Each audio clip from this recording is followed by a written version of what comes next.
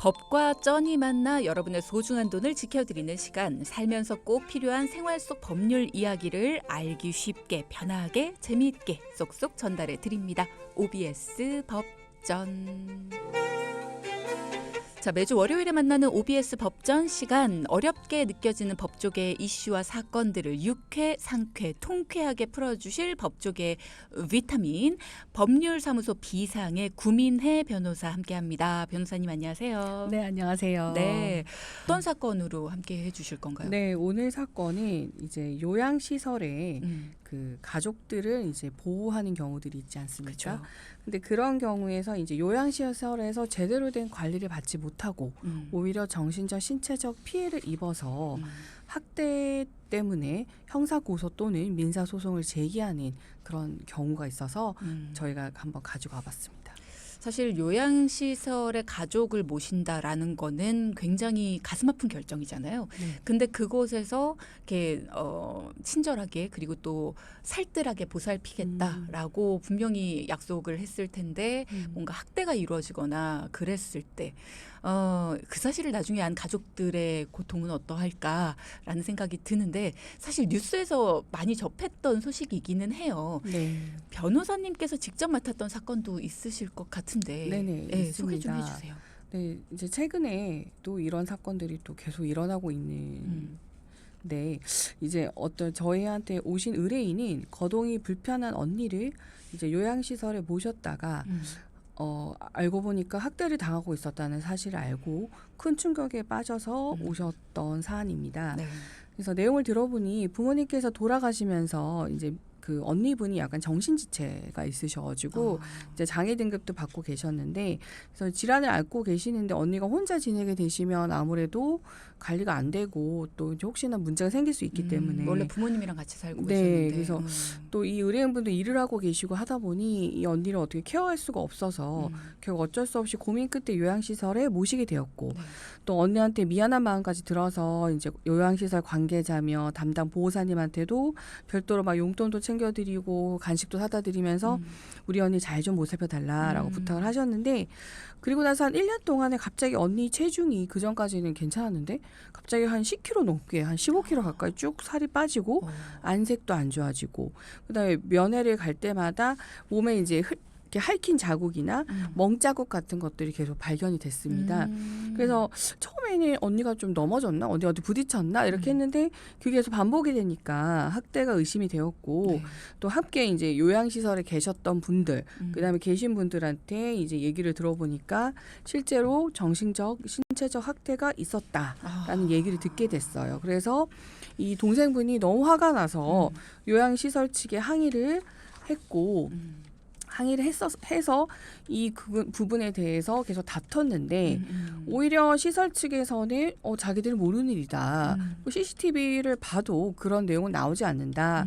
그리고 또 언니 보호사분한테도 얘기를 했는데 오히려 보호사분이 언니가 오히려 보호사나 직원들한테 가격한 행동을 해서 그 가격한 행동을 이제 진정시키는 과정에서 뭐 멍이 들거나 한 거다라고 하면서 법적 책임이 없다라는 식으로 이제 발뺌을 하신 거죠. 그래서 이것 때문에 너무 속상하셔서 뭐 형사 고소나 민사 손해배상 청구가 가능한지를 물어보셨던 사안입니다.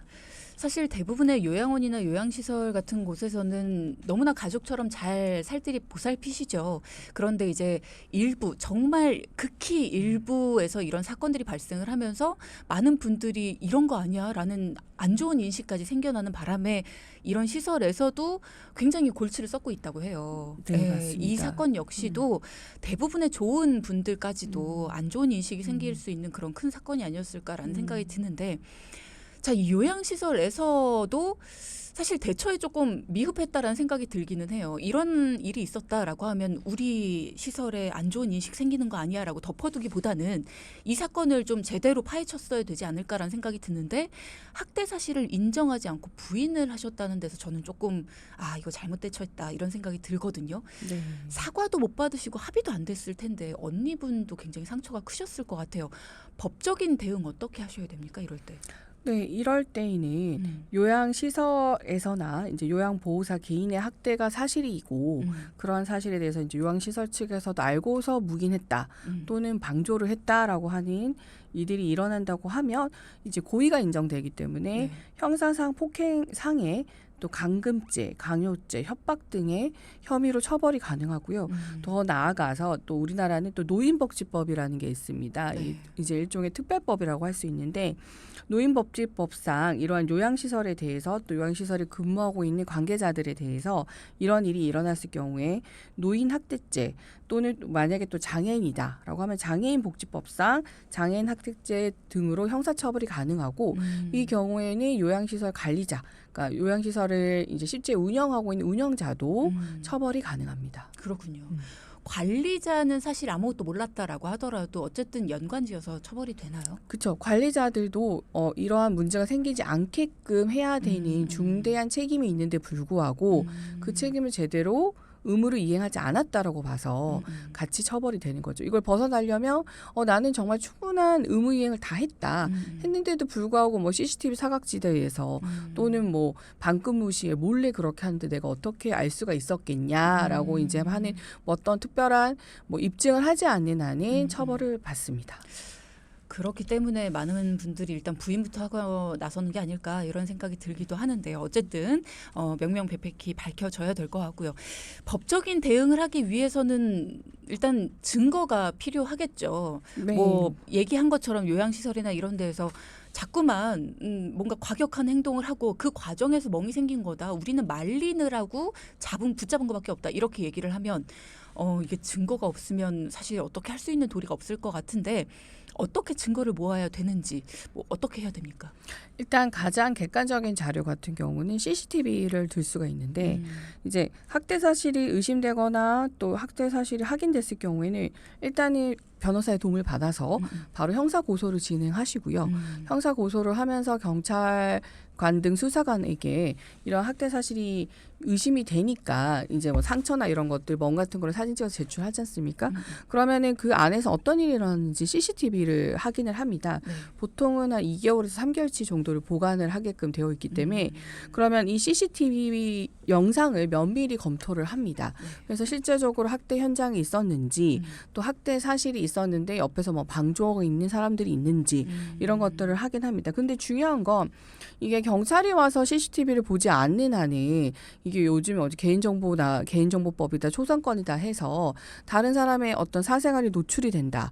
또 요양시설 같은 경우에는 아예 생활을 하기 때문에 모든 사람들의 다 일거수일투족이 다 찍힐 수가 있기 때문에 그런 것 때문에 자발적으로 내놓는 지도 않을 뿐더러 그래서 경찰의 도움이 없이는 CCTV 확보가 굉장히 어렵습니다.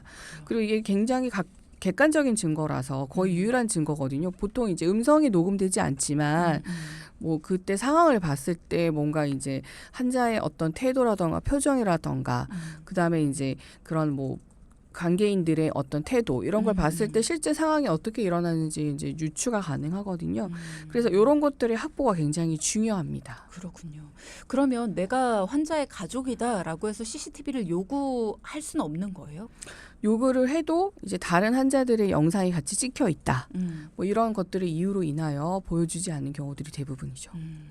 그럼 만약에 내가 옆에 베드에 계신 다른 환자분의 어떤 증언이 있어서 녹음을 했어요. 그러면 혹시 증언해 주실 수 있어요? 하면서 녹음을 했는데 그 녹음이 나중에 법적으로 유용하게 쓰일 수 있나요? 네, 가능합니다. 일단 우리나라는 대하자 간의 녹음은 합법이고 어쨌든 이 상황에서는 또 동의를 받아서 녹음을 했기 때문에 당연히 증거 능력 있는 증거가 되고요. 만약에 이분이 나중에 사정상 뭐 진술을 못한다 하더라도 그 녹음 자체는 일단은 증명력 있는 증거라고 봅니다. 근데 때로는 그분이 나는 내 목소리가 이렇게 증거로 안 쓰였으면 좋겠다 하고 나중에는 좀 거부하실 때가 또 생길 수 있잖아요. 네, 하실 수는 있지만 제출은 가능하고요. 증거로서 쓰일 수는 있습니다. 다만 이제 그걸 바탕으로 해서 뭐 나중에 이제 수사기관에서 참고인 조사 또는 만약에 재판에서 검사님의 어떤 그런 증언 출석을 요구했을 때 본인이 거절할 수도 있거든요. 이제 그것까지 강요하기는 사실 어려운 건 사정이 있죠. 네. 자, 이럴 경우에는 그나마 다행인 거죠. 이렇게 증거가 있을 경우에는 그나마 다행인데 만약에 학대가 의심이 되는데 물증이 없다. CCTV가 중요한 증거라고 하셨는데 CCTV 저희가 뭐 그날 녹화가 안 됐어요. 요즘에 계속 CCTV가 고장이 나서요. CCTV가 녹화가 전혀 없습니다. 녹화분이 없어요. 이럴 경우에는 어떻게 해야 됩니까? 원칙적으로 이런 노인복지시설에서는 CCTV를 의무화하고 있고요. 근데 만약에 이 CCTV를 만약에 뭐 녹화가 안 됐다, 기계상의 어떤 오류가 있었다. 그래 또는 이제 또 증거를 인멸한 듯한 느낌이다 하는 경우에는 사실 학대의 의심이 풀려면 잠시만요. 네. 죄송합니다. 괜찮습니다. 학대의 의심이 풀려면 그 기관에서도 CCTV 영상이 있는 게 되게 중요하잖아요. 그렇죠. 근데 그럼에도 불구하고 이 사람들이 자신들의 어떤 뭐 무죄를 증명할 그런 유일한 자료를 없다고 한다거나 뭐 기계적 결함 때문에 없다고 한다면 굉장히 의심스러운 상황이죠. 이거는 오히려 이거에 대해서는 이게 증거를 인멸했다라고 볼 여지가 또 있고 네. 그렇다고 하면 이런 경우에는 어쨌든 의심은 되지만 명백하게 학대했다는 거를 딱 알 수는 없잖아요. 그럴 경우에는 일단은 환자분들의 어떤 그 상처 사진 같은 거, 그다음에 그리고 이제 옆에 그런 걸 직접 목격하신 분들의 증언 그런 것들을 녹음해 놓고 또 실제 그 기관을 이용했던 분들도 계시거든요. 그 분들 중에 이제 특별히 문제가 없어서 퇴소를 하셨지만 본인들이 봤을 때 그때 굉장히 심각했다라는 것들을 녹음해서 자료로 또 제출하실 수 있습니다. 그러니까는 우리 가족의 상처뿐만 아니라 다른 환자분들의 상처가 또 있다면 그런 것들도 증거로 쓰일 수 있고 그리고 다른 환자분들의 어떤 증언, 자료 같은 것들 이런 것들이 좋은 증거로 쓰일 수 있다. 일단은 이런 일이 없어야 가장 좋겠죠. 없어야지 가장 좋겠지만 혹시라도 있을 경우에는 어쨌든 권리를 지키는 것이 가장 중요합니다. 그렇기 때문에 법적으로 어떻게 대응하는지에 대해서 이야기를 나누고 있는데요. 무엇보다 정신적인 고통이 가장 크지 않을까 싶어요. 몸에 생긴 어떤 멍이나 뭐 상처 같은 경우는 나을 수 있습니다. 근데 정신적으로 마음에 생긴 상처는 이게 낫기가 힘들거든요. 정신적 피해에 대한 손해배상도 가능한가요? 네, 가능합니다. 보통 이런 지속적인 학대를 당하신 분들은 엄청난 우울감, 비참함, 그다음에 이제 본인의 어떻게 굉장히 존대를 받아야 되는데 존중받지 못했고 그렇기 때문에 어떤 삶의 의지 같은 것도 굉장히 많이 꺾여 있거나 그런 경우들이 굉장히 많습니다. 네. 그래서 보통은 이런 사실을 파악했을 때 바로 정신과 검사 그리고 또 정신과 치료를 병행하시는 경우들이 굉장히 많으세요. 그렇게 되다 보면은 오래 기간 동안 학대에 노출되어 있던 경우 또 누군가가 학대를 받는 거를 계속 간접적으로 경험했던 경우에도 정신적 피해가 굉장히 많이 발생하는 경우가 많아서요. 또 그래서 지금까지 받았던 정신과 치료 또 향후 내가 어느 정도 안정된 삶을 살 때까지는 정신과 치료가 필요하겠다라는 의사의 소견서가 있다고 하면 정신적 그 손해에 대해서도 손해배상이 가능합니다. 그렇군요. 간혹 가다가 신체적으로는 학대를 하지 않았지만 정신적으로만 학대를 하는 경우들도 있잖아요. 네, 맞습니다. 예, 뭐 예를 들어 욕설을 심하게 한다든가 아니면 뭐 비하적인 발언을 네. 계속해서 한다든가 이런 것들도 어떤 정신적인 피해 보상으로만도 형사고소가 가능한가요? 정신적 손해를 입었는데 이런 경우에는 예를 들어서 모욕을 당했다. 또는 이제 폭행을 당했다고 볼 수도 있거든요. 왜냐하면 계속 지속적으로 폭언을 한다거나 그리고 또 협박으로 볼 수도 있고 그래서 그런 것들로 인해서 또 형사 고소도 가능할 수 있습니다. 그리고 또 노인복지법상 또 처벌이 가능하고요. 자, 이런 이야기 나누고 있습니다. 우리 소중한 가족이 뭔가 누군가에게 정신적으로, 신체적으로 피해를 입었다라고 했을 때 어떻게 우리는 법적 대응을 할 수 있을까? 특히나 대부분의 요양시설, 요양보호사 분들은 내 가족처럼 대해주지만 일부 몰지각한 그런 행위를 하는 사람들에 대해서 법적 대응을 하는 방법을 우리가 얘기를 나눠보고 있는데요. 말씀 나누다 보니까 궁금한 게 치매로 요양원에 가 계시는 분들도 계시잖아요. 이런 분들은 간병인의 돌봄에 대부분 의존을 하셔야 되는데 만약에 요양시설에 계시다가 낙상 사고를 당하시다거나 뭐 이런 사고가 있을 때 이게 그런 경우가 있어요. 분명하진 않은데 이게 요양시설이나 요양병원의 부주의 때문인 것 같다. 이렇게 의심이 좀 되는 경우가 있을 수 있잖아요. 그럴 때 법적으로 책임을 물을 수가 있을까요? 네, 가능합니다. 보통 이제 치매 환자분들은 이제 인지 능력이나 행동 판단이 굉장히 일반인들에 비해서 떨어지거나 이제 위험한 경우들이 많아서 그리고 또 이제 노인분들 자체가 낙상 사고가 굉장히 많이 일어나거든요. 근데 낙상 사고가 이게 굉장히 큰 결과를 안 좋은 결과를 미칠 수 있기 그쵸. 때문에 이런 노인 복지 기관이나 병원에서는 낙상 사고를 막기 위해서 굉장히 많은 조치들을 취하고 있습니다. 그럼에도 불구하고 만약에 낙상 사고가 일어났다라고 하는 건 이거는 사실 거의 기관의 과실이 인정된다는 경우들이 굉장히 많거든요. 그렇다고 하면 이런 케이스에는 그 과실로 인해서 낙상 사고로 상해를 입으셨다라고 하면 업무상 과실치상죄로 또 형사 고소가 가능하고 이걸로 인해서 민사상 손해배상도 가능합니다. 근데 그런 경우도 있잖아요. 좀 중증 치매 환자분들의 경우에는 병원이나 요양원 측에서 움직이지 못하게 결박을 하는 경우가 있어요. 네, 맞습니다. 네. 네, 굉장히 그게 신체 억제대라고 하는데 이제 우리가 말은 신체 억제되지만 이제 누워 계실 때 이제 발목이나 이제 손 같은 거를 이제 억제를 묶어서 움직이지 못하게 하는 경우인데 이제 이게 무분별하게 운영이 되면 오히려 보호하는 게 아니라 감금이 되고 학대가 되는 거죠. 그리고 이제 본인은 움직이고 싶은데 이거를 막 떨어진다는 이유만으로 계속 묶어 놓는다. 그러면 이제 움직이지도 못하고 또 묶인데 또 상처가 나고 또 제대로 뭐 이렇게 몸을 이렇게 틀지도 못하고 이제 힘든 그런 경우들이 생기기 때문에 이러한 신체 억제대는 굉장히 예외적인 경우에만 사용할 수 있도록 되어 있습니다. 그럼에도 불구하고 이거를 막 굉장히 무분별하게 사용을 했다라고 하면 실제 판례에도 노인 학대로서 폭행이 인정된다라고 본 판례가 있고요.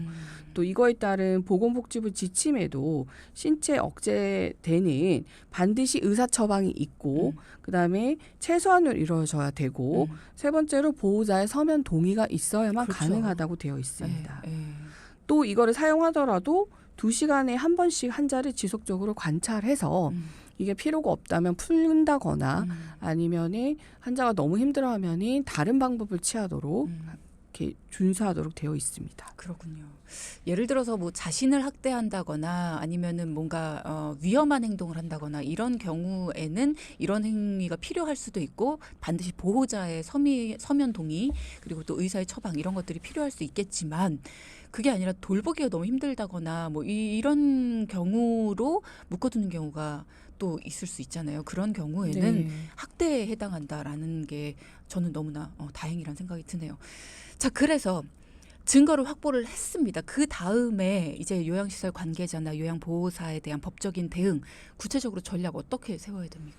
네, 이렇게 형사 고소를 통해서 수사관이 CCTV 등 물증을 확보했습니다. 그러면 이제 그 다음에는 변호사의 도움을 받아서 그 외의 증거라고 할 수 있는 상처 사진, 네, 목격자들의 증언 이런 것들을 잘 녹음을 하는 것들을 제출해서 네. 요양시설 관계자와 요양보호사들의 혐의를 더욱 명백히 밝히고 또 더불어서 절대 합의해주거나 용서하지 않는다는 취지의 강력한 처벌을 원하는 탄원서도 제출할 필요가 있으시죠. 탄원서 제출은 어떤 힘이 있어요? 탄원서는 일단 피해자 측의 의사를 반영하는 거죠. 보통 피해자들 중에서는 뭐 나중에 시간이 지나서는 합의를 한다거나 용서를 한다거나 하는 분들이 계신데 절대 용서할 의사가 없고 이 사람들의 죄를 낱낱이 밝혀 처벌하겠다는 강력한 의사를 표현하실 필요는 있는 거죠. 그렇군요. 그러면 요양시설 관계자나 보호사 등이 노인 학대를 하거나 학대를 방임한 경우에 처벌을 받게 된다. 어떻게 처벌을 받게 되는지 그 처벌 수위도 궁금합니다. 네. 일단 요양시설 관계자가 이런 행위들을 했다. 근무자들이 이런 행위를 했다. 노인학대 사실이 인정될 경우에는 5년 이하의 징역 또는 5천만 원 이하의 벌금. 그다음에 노인을 폭행해서 상해까지 입혔다. 그러면 7년 이하의 징역 또는 7천만 원 이하의 벌금이 인정이 되고요. 그다음에 이 해당 요양시설의 운영자 또 이 대표도 네네. 당연히 양벌 규정에 의해서 같은 형의 처벌을 받게 됩니다. 그리고 더불어서 이 사실이 경찰에 고소가 돼서 인정이 되잖아요. 그러면 이 관할 관리기관, 행정기관에서 행정처분으로 장기 요양 보호법상 의해서 장기 요양기관 지정을 취소하거나 뭐 영업 정지를 하거나 뭐 영업 정지가 더해지면 취소가 되고 그렇게 될 수가 있고요. 만약 노인분이 장애인까지 있다. 그럴 경우에는 5년 이하의 징역에 5천만 원 이하의 벌금이 중복해서 적용이 될 수 있습니다. 그러면 앞서 소개를 해주셨던 변호사님이 직접 맡으셨던 사건 같은 경우에 지체장애를 겪고 계셨다고 맞습니다. 했는데 장애인을 학대했을 때는 5년 이하의 징역 또는 5천만 원 이하의 벌금에 처해진다라고 방금 말씀을 주셨는데 그 경우는 어떻게 처리가 됐어요? 저희 같은 경우에도 이분이 실제적으로 피해를 입으신 내용들이 인정이 돼서 결국은 이제 검사가 기소를 하였고요. 그래서 재판을 받게 돼서 그 담당 보호사뿐만 아니라 해당 요양기관의 대표까지 같이 처벌을 받았고요. 그래서 처벌 받았는데 일단은 이분들이 그 전까지는 따로 이러한 사건의 전과가 없다 보니까 그냥 초범이다 해서 일단은 3년형이 나왔습니다. 3년형이 나왔고 그다음에 이분에 대해서 별도의 민사상 손해배상 청구가 가능해서 이제 민사상 손해배상 청구도 하였고요. 일단은 이분들이 계속 합의를 요구하셨고 뭐 공탁도 하시고 하셨지만 이제 워낙 이 언니분과 동생분이 너무 상처가 크셔서 그죠. 15kg이 빠질 정도면 끝까지 합의를 하지 않으셨어요. 그래서 이제 항소심 대법원에서 형이 확정이 됐을 때 그제서야 이제 민사상 손해배상 청구를 제기하셔가지고 별도의 손해배상까지 인정받았던 대법원까지 상황이었습니다. 갔군요. 네, 결국은. 맞습니다. 이게 걱정이 많이 되실 것 같아요. 오늘 방송을 들으시면서 어쨌든 법적으로 이렇게 싸움을 하면은 이겨낼 수 있구나 이런 생각이 드셨을 분들도 많으시지만 어쨌든지간에 요양시설에 뭐 물론 많은 분들이 가족처럼 보살펴 주지만 이게 어떤 분들한테 맡겨야 될까? 이렇게 용돈까지 드리면서 잘 보살펴달라고 이렇게 가족처럼 믿고 손 잡아드리고 이러면서 부탁을 드렸는데도 이런 일이 벌어지니 어떤 걸 주의해야 되지? 이런 생각이 드실 것 같아요. 뭘 살펴봐야 될까요? 가족을 맡길 때. 일단은 이 요양보호시설에서 이 한 방에 이제 계시는 분들을 담당하시는 보호사분이 정해져 있습니다. 네. 근데 이 보호사분이 담당하는 이 환자분이 몇 명인지 왜냐하면 보호사분도 사람인지라 환자분이 너무 많으면 제대로 된 관리를 하기 어렵지 않습니까? 그러면 우리가 굉장히 걱정하는 신체 억제들 이런 것들을 사용하는 것들이 늘어날 수도 있게 되고 그렇기 때문에 일단은 그러한 시설 자체가 잘 되어 있는지를 확인하시는 게 제일 중요하고요.